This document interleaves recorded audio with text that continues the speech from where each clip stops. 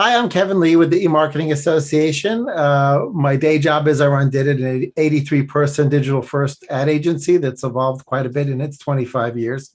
I also run a nonprofit called Giving Forward, which is in the cause marketing business, generating revenue for other nonprofits. I'm pleased to be joined today with Doug Stevenson, the CEO and co-founder of Quintesse.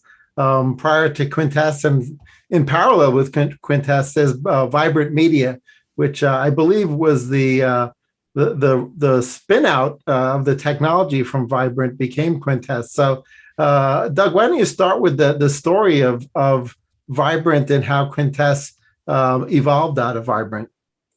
Sure, yeah. It was really round about 2017, towards the end of 2017, we could see the impact that GDPR was going to have on the industry, and especially being in Europe. And so we thought, what's going to be the most important identifier going forward with all of the new regulations and privacy practices moving into place? And we thought, well, actually, contextual is pretty good. And given the fact that we were arguably the pioneers of contextual, we really felt like this is an opportunity to revisit a technology that needed some evolution. And really, it was GDPR and the California Consumer Privacy Act and all of these initiatives, which quite rightly so to protect consumers, that we saw opportunity for Quintesse to build a contextual intelligence platform. Yeah, that's. I certainly remember Vibrant Media, and I think many consumers have seen those ad units over time. Appropriately tucked in within content, either integrated in directly or separately. Now, the Quintesse platform, is that more of a sort of tech stack that plugs into existing programmatic platforms? Can you sort of plug into the Quintesse data from any DSP, or do you buy directly from Quintesse? Yeah, great question. Yeah, that was the focus, is to make a platform that is available across any publisher and any ad format programmatically. So I think the question that people say about contextual is, I love contextual, but does it scale? And so we wanted to make contextual scale. Right. So plug it into the bid stream, and analyze all of the pages that are available on the bid stream with partners. We work with Xandr, we work with IPON Web, and we can execute the deals across 240 DSPs. So we just give a deal ID to an agency and they execute it themselves. So really that thought was, Vibrant is, a very specific contextual advertising play around an ad format and a particular network of publishers. This is agnostic of publisher and of ad format at scale. Right. Well, a sort of an in the weeds question, perhaps, but I'm sure that the consumption of content across the internet is a power curve, whether it's 80-20 or 90-10. And so obviously, as new content is published, you guys have to crawl it and analyze it semantically or via AI and understand what context is appropriate for that page. But probably some of those pages will rarely be read, and other pages will be the blockbusters.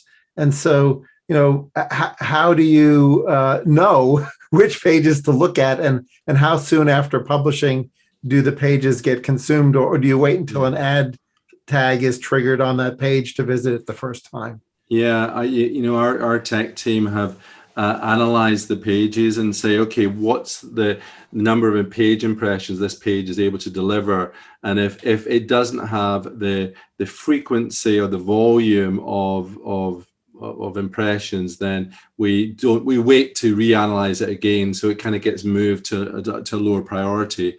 Right. But also we have access to, because we have access to Xandr's bid stream as well, we can see all of those daily avails and metrics and decide which pages are the most relevant and most high frequency pages to go after. Right. That's smart, so that you don't end up cluttering your database with Totally. irrelevant pages. Yeah, and you know, for us working with some of the DSPs, we had to do side-by-side comparisons.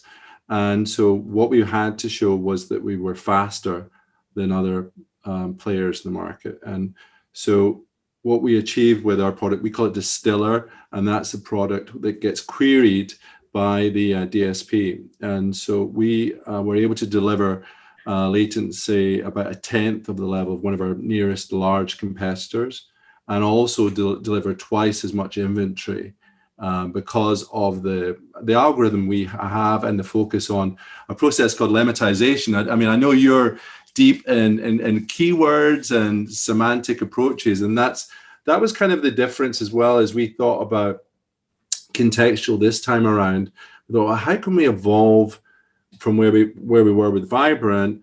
And Bren, our CTO, came back as well. We kind of got the band together. We got James, who's our SVP of sales, and a number of other team members, you know, from the past to build Quintesse. And really, we looked at what was being used in terms of natural language processing. We looked at stemming, which you may know as an approach. It's useful, or it was useful back in, you know, when there wasn't the processing power available. Now there is so much processing power available. Bryn, our CTO, wanted to use lemmatization, which is a word that we're kind of bringing out to the market to help people understand how we break words down to the root meaning that you would find in the dictionary. So we build a lemma map. So you'll give us some parent and seed keywords, and then we'll start building maps of words for you. So, you know, if it's someone like Porsche, for the Porsche Taycan, they've got a really big education job, and they've partnered with Bill Nye, the science guy, to do to like just talk about why is 800 volts power important. And why not 400 volts? Well, because it's so much faster in terms of delivering the charge, so you don't have to wait around a lot longer. Why is a two-speed transmission important? So we can capture all of those words almost like in a word cloud, or lemma map as we call it, use all of those words to then find the most relevant articles in the bid stream for companies like Porsche, or for companies, you know, that are looking to build out these, you know, more detailed word maps, and give them access to more inventory because of that. And that's why we can double the inventory as opposed to using approaches like stemming.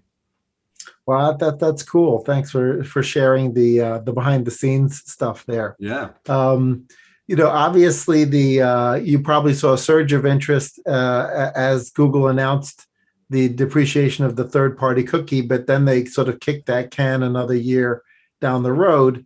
Did you see a little bit of a slowdown of interest, or was that sufficient to sort of catalyze everyone thinking about the power of context as a replacement for behavior? Everyone got very, very comfortable with behavior because it's longitudinal, not just, you know, within one page load, but it sort of works across multiple page loads. But you know, that's going to go away to a great extent. And do you feel like you still have an education job of your own to sort of let people know, like, hey, you've gotten sort of perhaps overly accustomed to these behavioral data sets. You better start thinking contextually now. Yeah, I think, Kevin, that's you know, it was really interesting seeing that. Well, there was news, I think it was in March, saying we are definitely moving ahead. And then in June, it was like, oh, we're going to delay the sandbox privacy. And so, but the reaction from a lot of advertisers, including, I think, Johnny Halverson over at Mondelez, was he was pissed. And a lot of advertisers, I think, were had already made significant initiatives to move forward on using a different identity than the cookie. So I think that momentum is still there.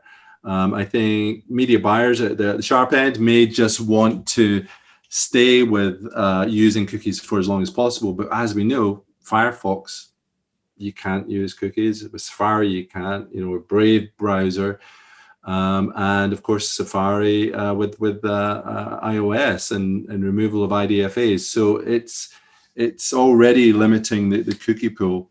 And I think that to the point you were saying about audience, I love this quote by Howard Gossage. He was like the David Ogilvy of advertising in San Francisco. And he says, when advertising talks about the audience, it doesn't mean its audience. It means somebody else is gathered there to watch or read something else. And I think we got so... we got so used to chasing cookies and profiles that we perhaps forgot about the creativity in brands and strategically thinking about placing a brand in the right environment. And so I'm hoping, and I think we're seeing with some of the companies we're speaking to, that there's more of an emphasis on some of that kind of creative thinking again about strategic media planning and buying. And so that's broadly, what we're seeing. Yeah, that's interesting. A more technical question, back in the Vibrant days, often some of your ad units were targeted down to the individual keywords embedded on a piece of content.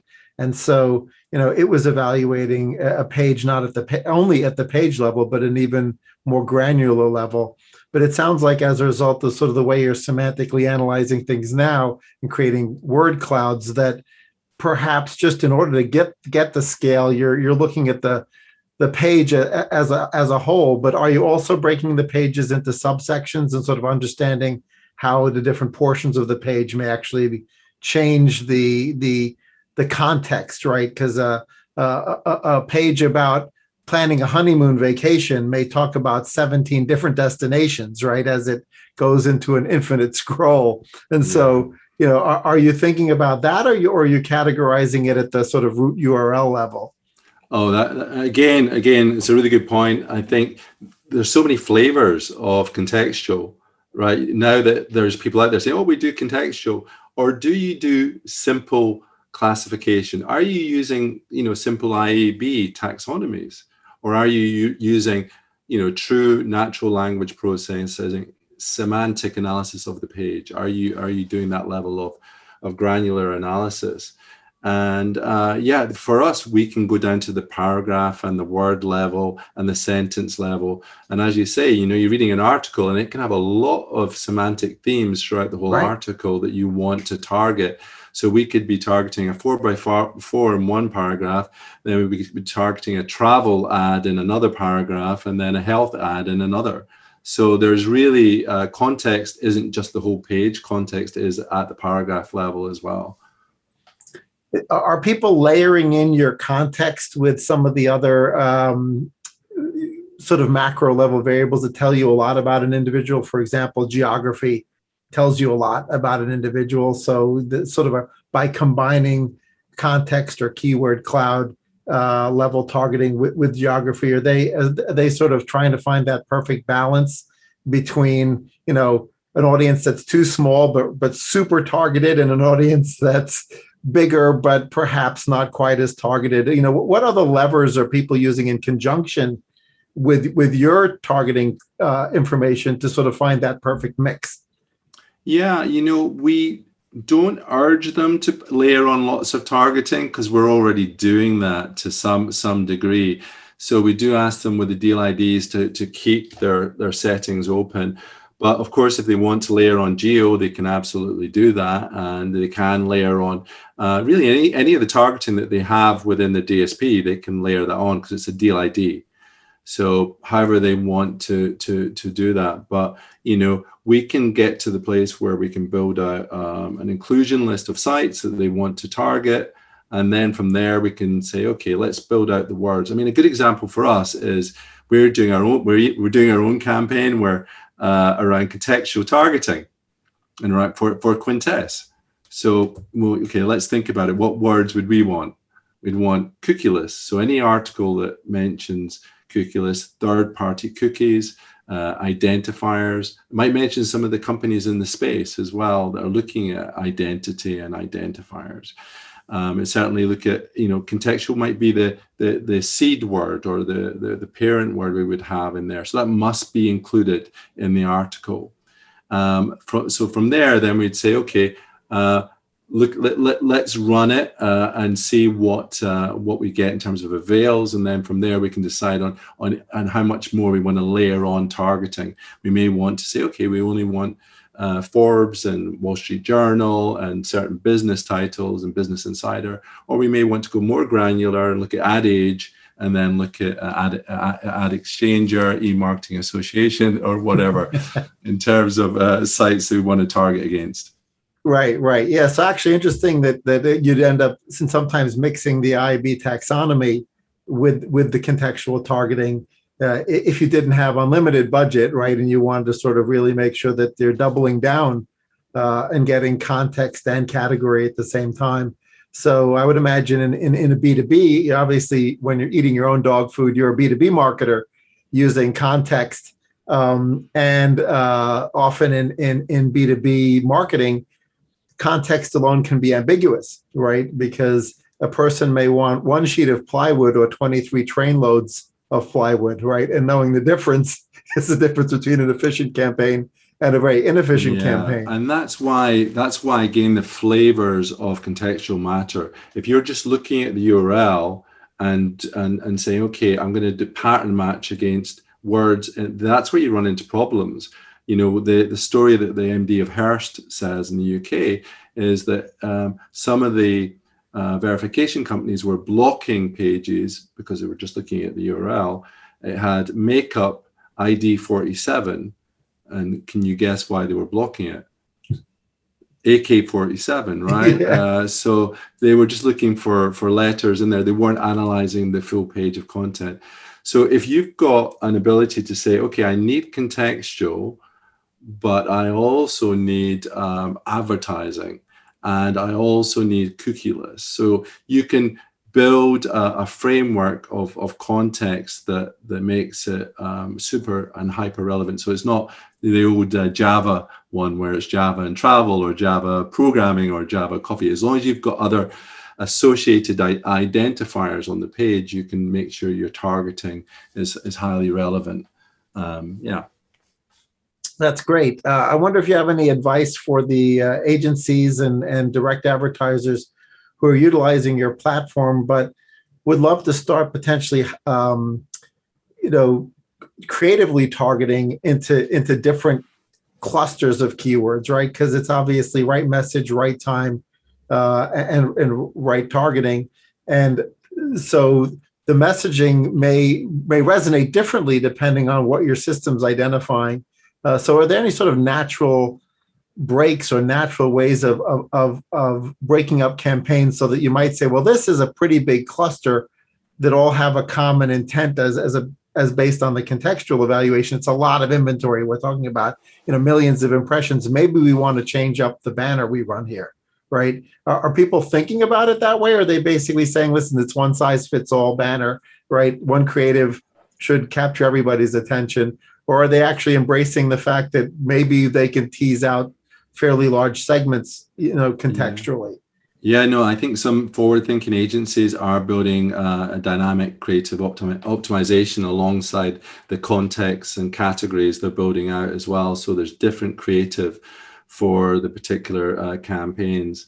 I don't know if you've seen the work that P&G are doing right now with Ariel. They're talking about, to persuading consumers to move to cold wash. And they're building out whole creatives for the German market, for the French market. It's a global campaign. And actually, it's one of the things that we can do. We can target with over 30 different languages.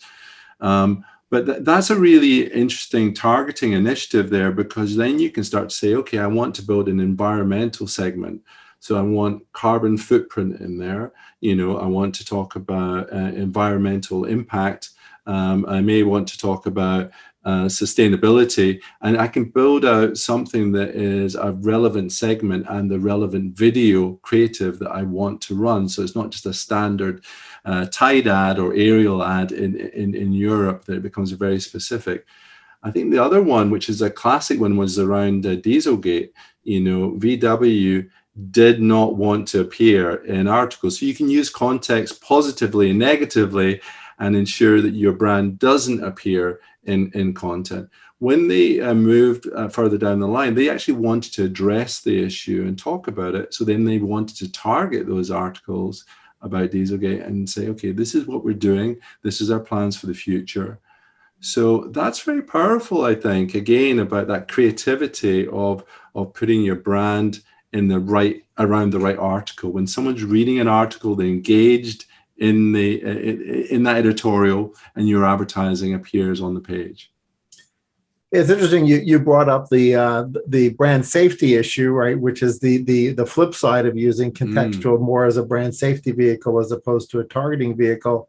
But a lot of people on the publisher's side, particularly in the news side of publishing, are sort of concerned that perhaps as a result of overly aggressive planners or maybe overly paranoid legal teams and clients, that the keywords that are used for blocking are too generic, right? And that often media opportunities that would have actually been good media opportunities end up being almost inadvertently blocked or needlessly blocked. Any thoughts there as to sort of how to find that proper balance? Obviously the publishers have sort of agreed that as long as an independent third party agrees that it was brand unsafe, it's not billable. But at the same time, you need to be fair to everyone in the ecosystem when you're doing blocking in order to allow the ecosystem to remain healthy. So any thoughts on that? Yeah, I do, Kevin. I think it comes down to the manner in which you're analyzing the URLs again. If you're just analyzing a URL or even the domain and just looking at the domain and blocking, that's what happened around COVID-19. Last year, a lot of high quality inventory was blocked because it had COVID-19 in it, but actually it was a business article. It was about video conferencing and adapting to COVID-19. So I really think that for some of the companies, and you're seeing this, right? Our verification companies are stepping into contextual because they can see that doing the true full page analysis means that, okay, that word appears, but the context of it is it's a video game or it's a soccer match. The word shoot, it shoots for goal, so it's all about context. And so that means I can't just look at the URL and I can't just pick out keywords. I've got to look at the natural language processing, the semantic analysis of the page. And as I say, we use lemmatization to do that. And that allows us to understand what the page is about and create the best possible match for an advertiser, but also, be very mindful of blocking inventory because, as you said, it's the inventory for newspapers. There's a lot of high quality inventory that's being blocked needlessly, and so lots of initiatives are in place there, I think, to use contextual to then look at, how to not sacrifice important inventory. Right. Well, to finish up, I'd love to hear sort of what you think will be most exciting over the next year or two. Obviously, all the things you're working on are super exciting, but is there anything else within the industry that you're super jazzed to be following or that you think is particularly exciting? Yeah, I think I like this resurgence. I do like when there's new paradigm shifts and for what's happening around this move to privacy. I think it is changing the way that everyone needs to think about the industry going forward. I like the aspect of maybe us being more focused on educational formats in terms of advertising, helping people understand the differentiation of products through good old classic advertising. And I like the approach around CTV. I think there's a lot for us to be involved in that area and a lot of opportunities there in the future too. Great. You actually brought up one additional topic I'd love your perspective on, which is for those folks who are considering moving to Quintesse or contextual in general, should they think about it equally as a branding and direct response targeting methodology, or is it really more suited for one over the other?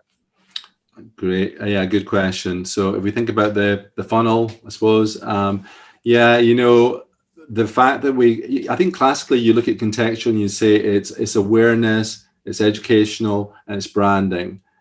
But because we can look at words that are e-commerce related words, we can say, actually, this person is now in auto and tender mode. This person is in a transactional mode. So the words that are appearing on this page would suggest this person's about to look to make a purchase for a plane ticket or a new car. They're looking at insurance. So I think, again, the words on the page, the context gives more than just awareness opportunities. It does give opportunities right the way down the funnel to transactional. Great. Well, thanks so much for joining me. It's been a pleasure catching up. Really good catching up as well. Yeah. And look forward to seeing what you guys roll out over the next months and years. Thank you very much, Kevin.